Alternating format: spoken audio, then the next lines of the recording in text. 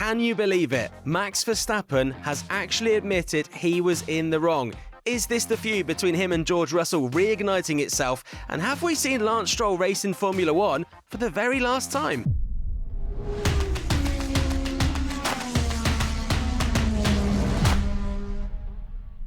This is On Track, talkSPORT's motorsport show, available every single week on talkSPORT 2, also on the talkSPORT podcast network and on the talkSPORT driving YouTube channel, which if you haven't already, I would suggest you hit subscribe on and click that little bell because you'll get notified every time we upload new videos. Some of the newest videos we've uploaded is a review of the past weekend in the world of Formula E. I'm here in Shanghai, while Piers, my guest today, is back in the United Kingdom after the Spanish Grand Prix in Formula One. Piers, of course, is a former British F3 driver and a Sky Sports commentator across F2, F3, F1 Academy and many other things.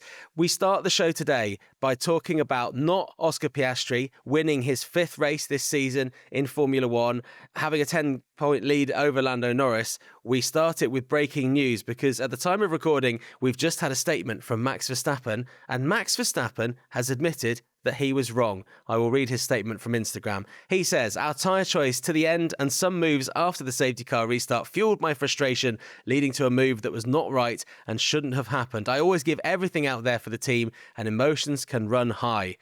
That's the end. Let's rewind to the beginning. What on earth is he talking about here, Piers?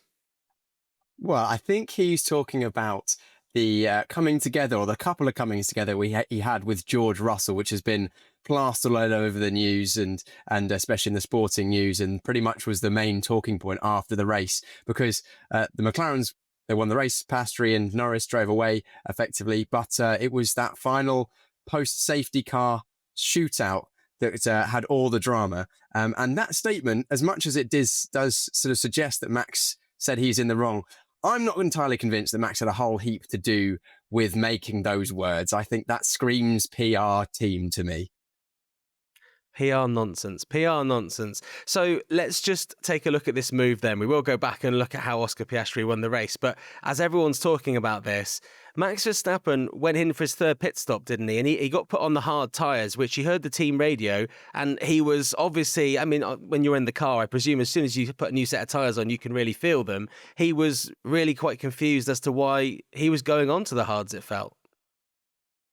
Yeah, he was on hard tyres. Everyone else was on the softer of the compounds, which meant that he was a baked-in disadvantage. The harder compounds have less total grip, which is why he then found himself falling backwards because he just had less to work with and was going to be moving backwards. But he had no choice, really. The way that the tyres had fallen and the tyre choices of the Red Bull team up to that point that weekend meant that he had 2 choices: stay on the tyres he was on, which were used but softer, or pit for a newer hard tyre. And effectively that was a lose-lose situation for him in that stage. Red Bull at that stage, with their quick decision-making, decided that the better option was to go for the newer tyre, even though it was harder. Didn't play out, but we don't know for certain whether he would have done any better if he had either stayed out on circuit or whether he had pitted for hard tyres. But what we do know is that it led to a pretty dramatic end to the race and a bit of racing between Russell and Verstappen, where they made contact twice, once down towards turn 1 and then once again at turn 5 in 2 very different incidents. The first, George Russell initiated a move on Verstappen up the inside. I'm sure many people listening to this would have seen it. Small amount of contact made in the middle of the corner. Verstappen feeling, I think, potentially rightly aggrieved by the move because Russell did slightly lose control and make contact with Verstappen's car. But then completely unacceptably, in my opinion, Max deliberately drove into the side of George Russell. Yeah, and it looked like, and we heard the team radio, and it's a funny one actually, isn't it? And I'm sure you'll have insight into this from being at Biggin Hill. When we hear the team radio, it's not always live, so there will be a slight delay, but he was being told to give the place back, and he sounded like he was absolutely not willing to give the place back. And then when we thought he was giving the place back, it was kind of a sort of classic Max Verstappen not taking the apex of the corner fully and maybe being defensive, but it looks like he just went straight, which... I mean, are you saying that was deliberate from him? Is that a deliberate kind of frustration move from Max Verstappen that we don't normally see? Normally we see a very clever kind of frustration move from Max Verstappen that maybe plays in the grey areas, whereas obviously this time it wasn't because he got a 10-second penalty. Do you know what? I slightly disagree with your sentiment there. I think we have seen on a number of occasions Max effectively lose his rag and let his temper get the better of him. And this is an example of that. In my opinion, I think it was completely deliberate. There's absolutely no way that Max accidentally crashed into the side of George Russell there.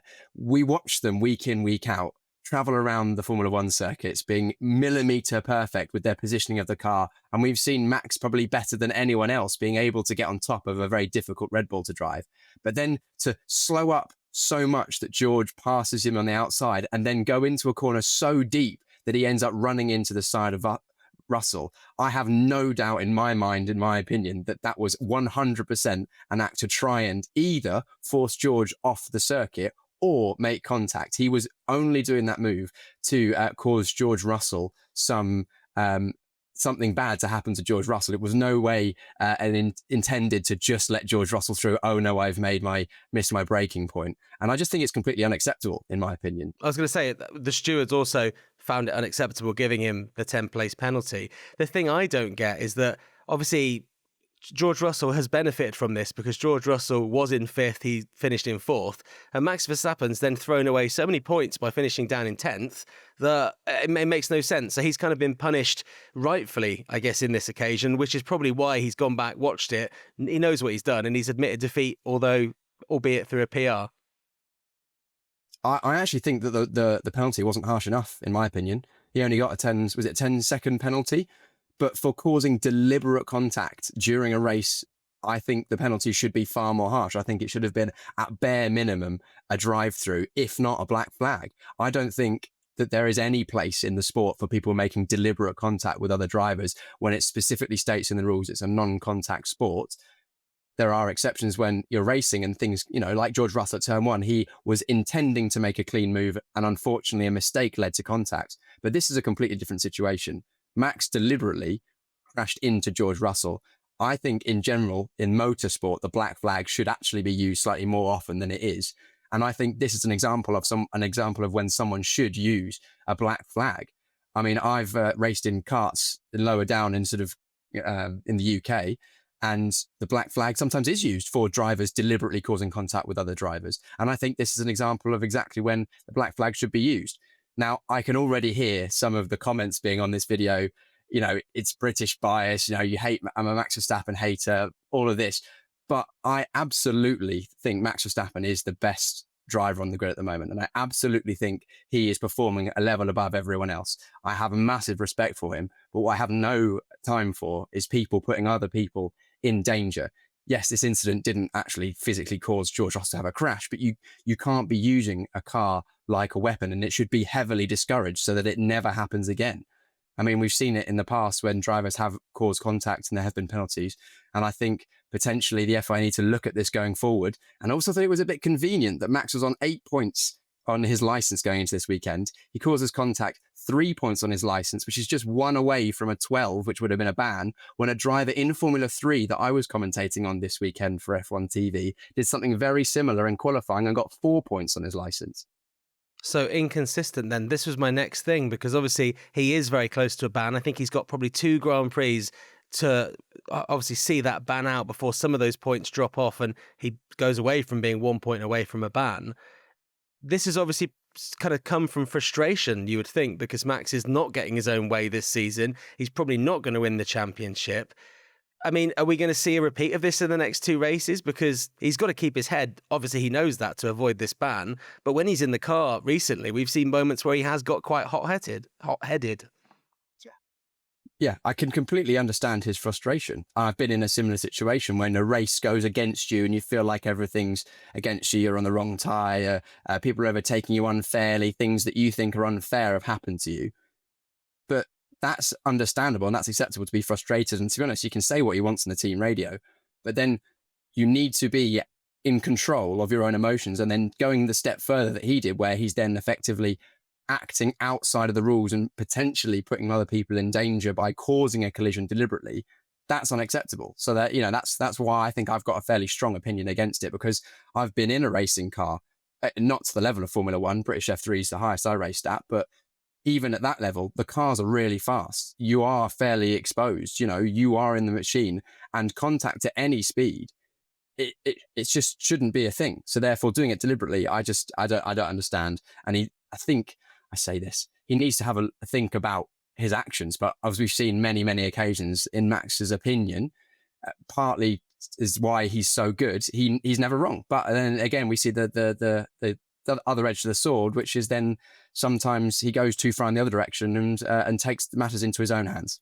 He's written this apology, and whether he's written it, someone's written it on his behalf, whatever, it's kind of unlike Max Verstappen to apologise, because Max Verstappen always thinks he's in the right, isn't it? So what's changed? He's become a father? Is he maybe mellowed out a bit, or does he just realise that he cannot possibly get away with this one? I mean, I hope. I said earlier on, I think it sounds like it's been written by the PR team. Pretty much every statement that goes out on social media from any of the drivers in a good situation or a bad situation passes through their PR team, because that's the whole point of having a PR team. So maybe I was a bit unfair in saying that I don't think Max had anything to do with this. Ultimately, I'm sure he has the veto on what gets posted. But I do hope sincerely that he actually looks back at the incident and goes and thinks to himself, maybe I overstepped the line today, because he is aware that hundreds of people, hundreds of thousands, millions of people watch on, of which a good proportion of those will be young people, some of which will want to be drivers themselves. And it doesn't set a good example for the next generation of drivers, because we don't want to see incidents like this. We don't want to see people using their car effectively as a weapon to try and cause damage to or end other people's races in a deliberate manner.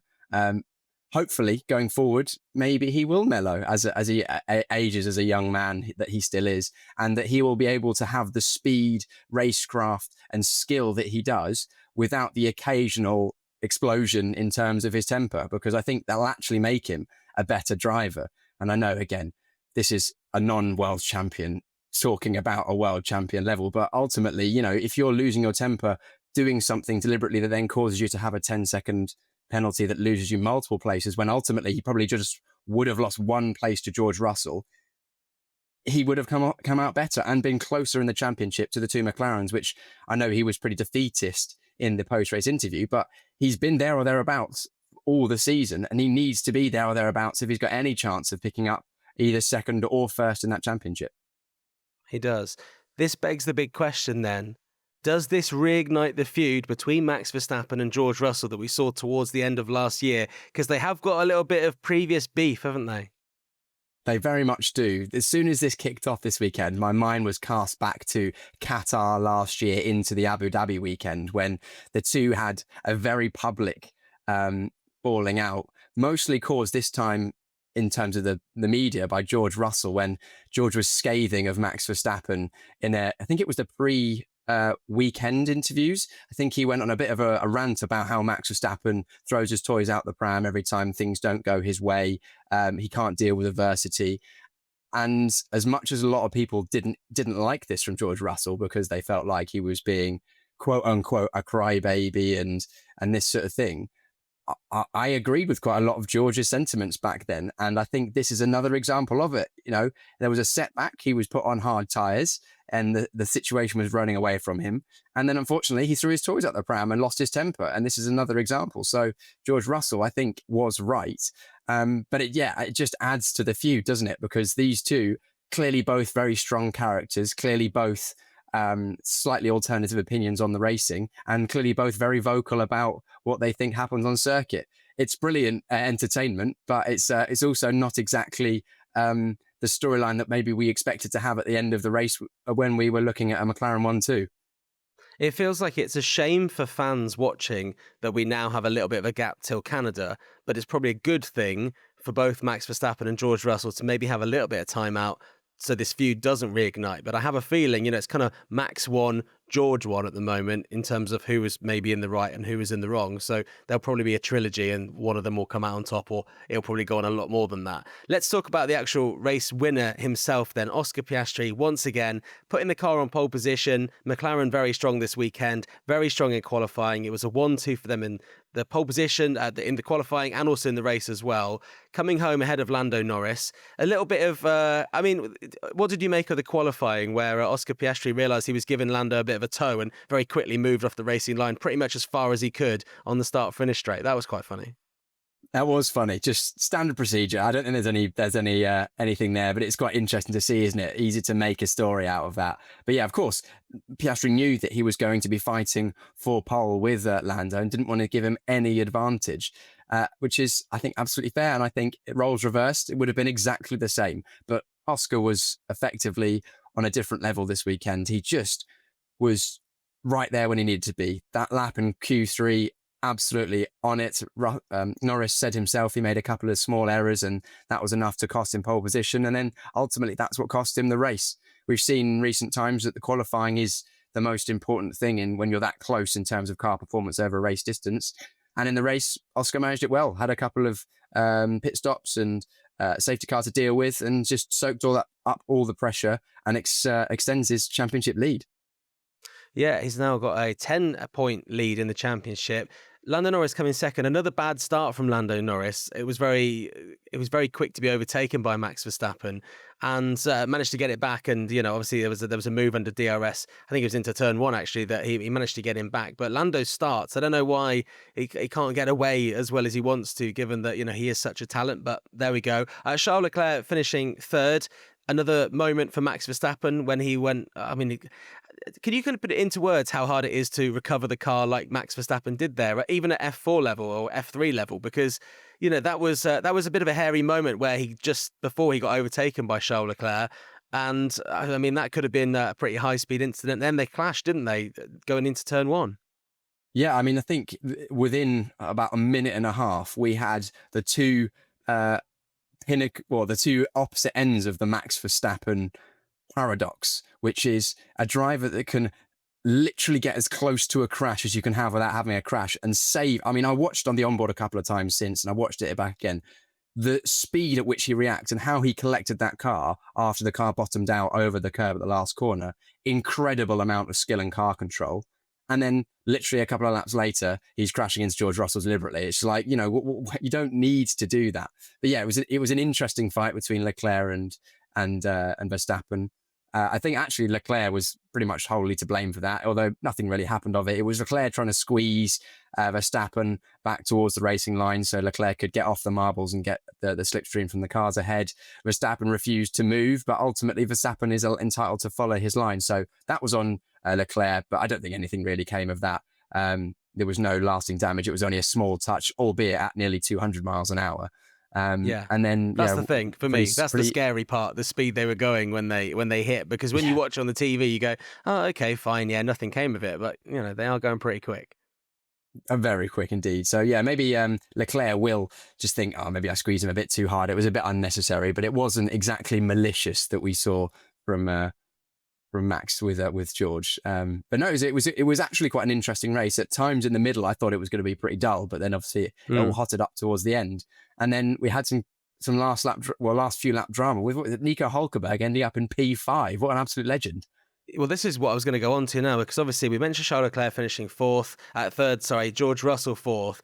Then Lewis Hamilton was fifth. And then just out of nowhere, again, down the start-finish straight into turn one, out of nowhere comes the kick Sauber, and Nico Hülkenberg is passing Lewis Hamilton. Lewis Hamilton can't do anything about it. They were rubbish a few races ago. And for somehow, Nico Hülkenberg, like he did when he was at Haas, is managing to get something out of a car that no one really predicted. They've clearly brought that car forward. I think I heard rumours that they've had some upgrades this weekend, which have clearly brought them closer to the front of the field. But no one would have expected them to be anywhere near the top five. If they got points, it would have been a good weekend, 1 or 2 points. But a combination of great driving, good strategy, and then having some tyres available at the end and pitting at the right time for Hülkenberg, put him in a position to get points. And then he just positioned himself nicely to get past Hamilton with DRS. So, there's nothing more to say, just a great and perfectly executed race from Hülkenberg, which is strange because he was so disappointed on the Saturday. Yeah, it was particularly ridiculous. We need to just talk about Yuki Tsunoda, of course, going out of qualifying in Q1, finishing 13th again.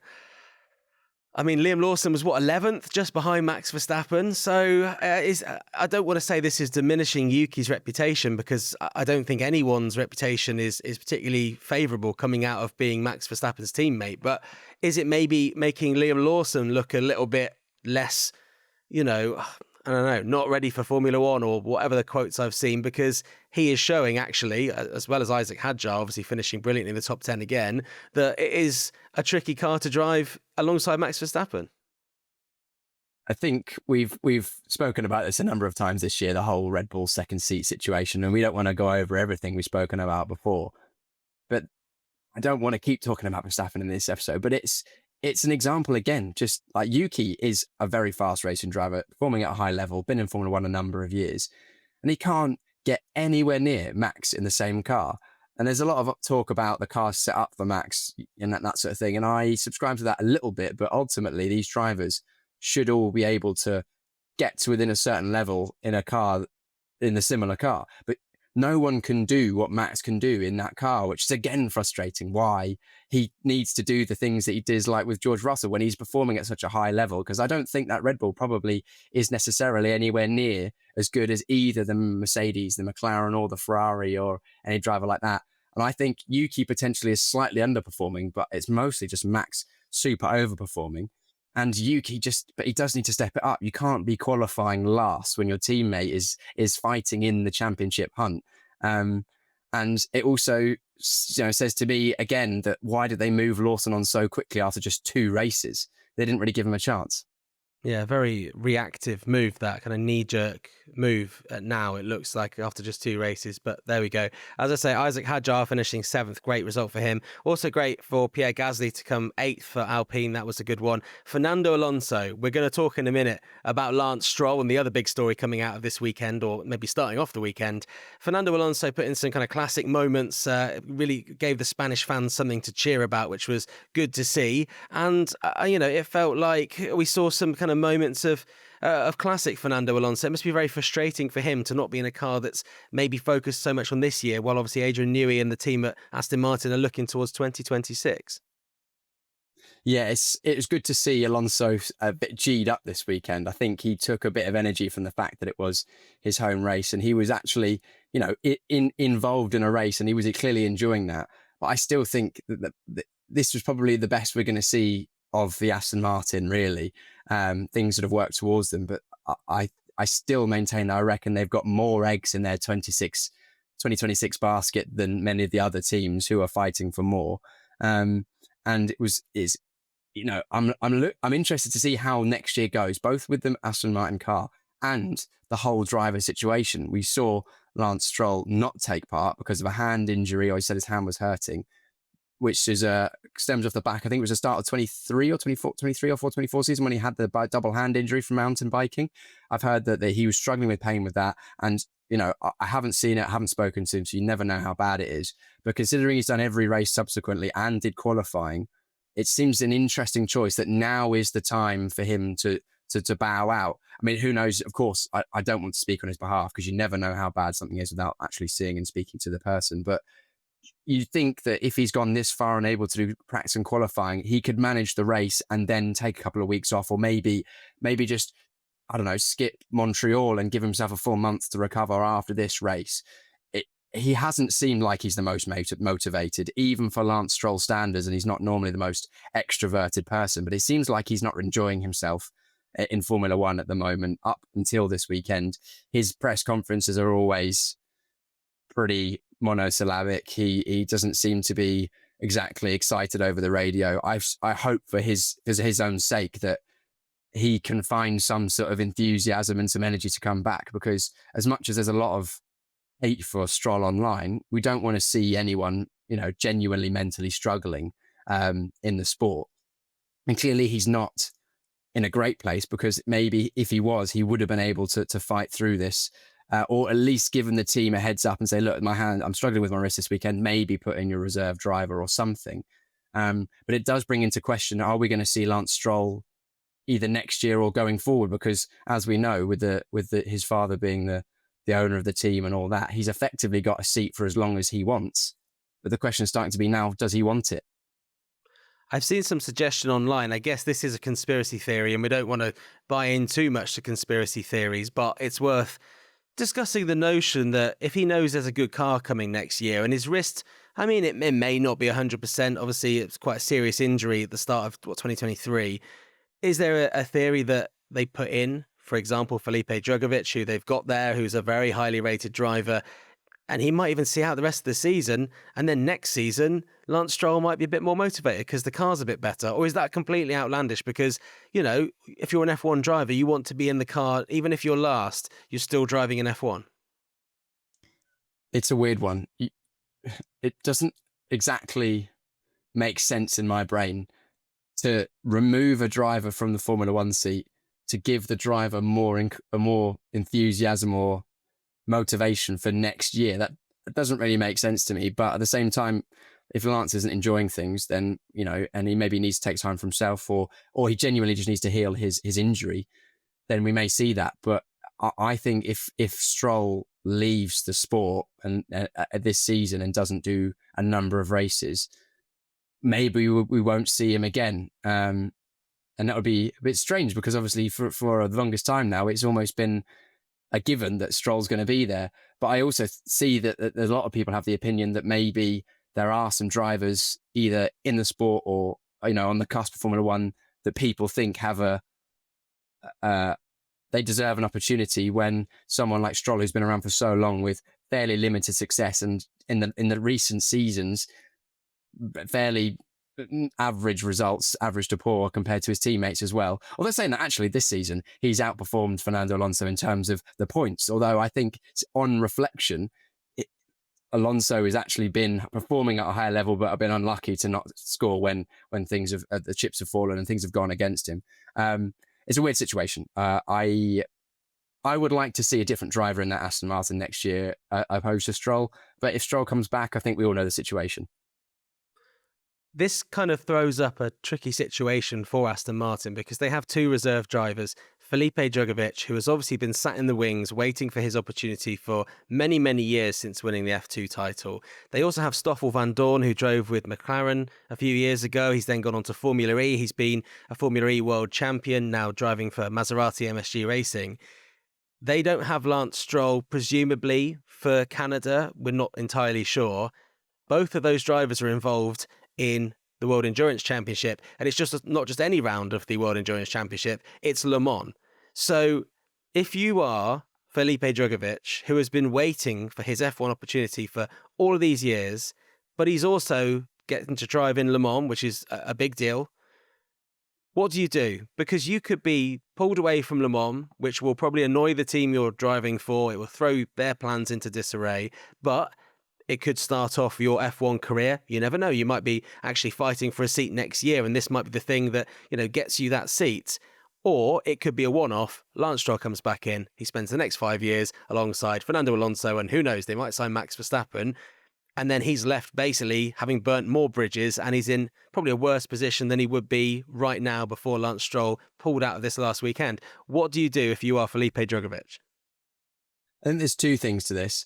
I think it's very unlikely that Stroll won't be racing next time out in Canada because let's not forget, Stroll is Canadian. So I think potentially maybe that was part of the decision. Maybe he was thinking, if I race today, it's going to hurt my wrist. I need to be able to race in Canada because it's my home race. There'll be a lot of attention there. I can't afford to miss that one. But then if we ignore that and work on the reserve driver issue, let's assume that Stroll can't race because of his injury. Then if you're Drugovich, I think you drop everything. You take that Formula One chance because he's been waiting for it so long.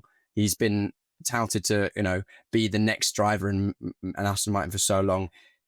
You can always go back to Le Mans. Yes, it will cause disruption for his team at Le Mans, but they can find another driver. There's plenty of good drivers around that they can use. And he's already got a sports car career sort of building. I think there'll be other Le Mans opportunities for him in years going forward, but there may never be another opportunity for him in this Aston Martin car if he doesn't take it, if it comes and it doesn't take it in the short term. I think it's an interesting one. I don't know whether there's more going on behind the scenes here with Felipe Drugovich because he's been touted actually quite recently, and I'm obviously been here in Shanghai in the Formula E paddock, that he'll be taking part in the rookie test that they have in Berlin, and that next year, going into Gen 4 of Formula E, which will be in 2027, they're going to look to maybe get more younger drivers with a big following and help grow the sport. And it might be that he's at a crossroads where he's actually got to sign on for a team. Could it be maybe that Aston Martin have been told this and that, they still have an interest in Felipe Drugovich? They've still had him around the team for long enough, and they've obviously got Stoffel Van Dorn there, who they know can drive a Formula One car.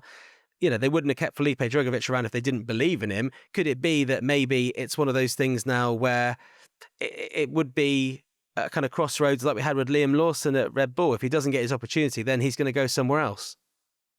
I think if we don't see Drugovich in the car this year or next year, I don't think Drugovich is going to get into Formula One, because unfortunately things move quickly. There's every single year, there's a new crop of young drivers coming through and, succeeding in Formula 3 and Formula 2. And eventually, Drugovich was champion a few years ago in F2.